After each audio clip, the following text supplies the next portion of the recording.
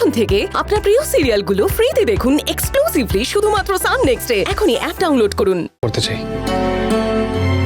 শুনবো, আমি তো সব কথা শুনবো। তুই তুই আগে নিশাকে বিয়ে করতে রাজি হয়ে যা। তুই যেদিন নিশাকে ফাইনাল কথা দিবি সেদিন আমি তোর সব কথা শুনবো, প্রমিস করছি।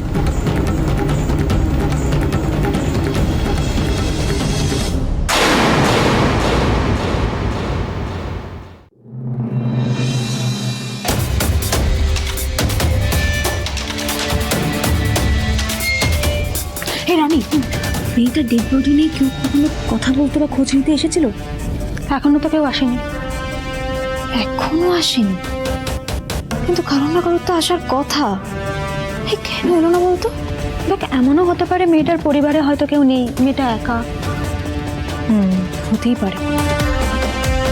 আবার এটাও হতে পারে ওই পেপারটা মেয়েটার পরিচিত কারোর কাছে পৌঁছায়নি। এটা হলে আমাদের অন্য রাস্তা নিতে হবে।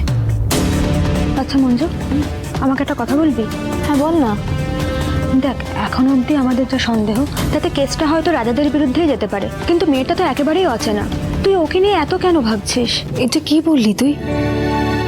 বড়বাবু বললেও না হয় মানাতো, কিন্তু তোর মুখে এটা আমি আশা করিনি।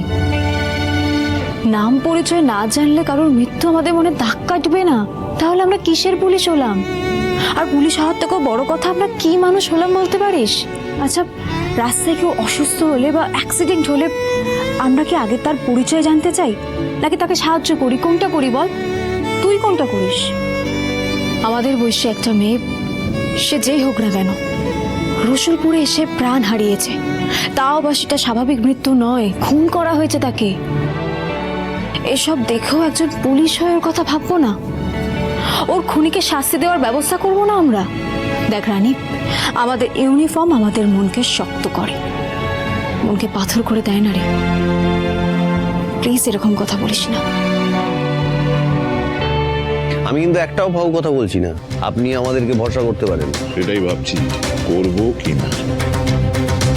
কাল রাত্রে তো আপনাকে সবটা খুলে বললাম, এখন তো আর লুকিয়ে কোনো লাভ নেই।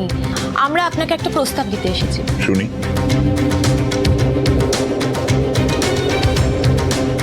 দেখুন, আমার মনে হয় আমরা সকলে যদি একজোট হয়ে কাজ করি তাতে আমাদের লাভই হবে আর আমাদের দলও ভারী হবে।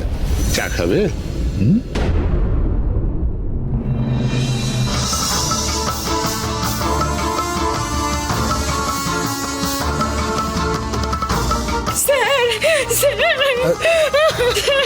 আরে দাঁড়ান দাঁড়ান দাঁড়ান, এটা কান্নাকাটি থামান। তার বলুন কি হয়েছে? কি বলুন। আমার নাম সুজাতা দাস। আমার মেয়ে এখানে খুন হয়েছে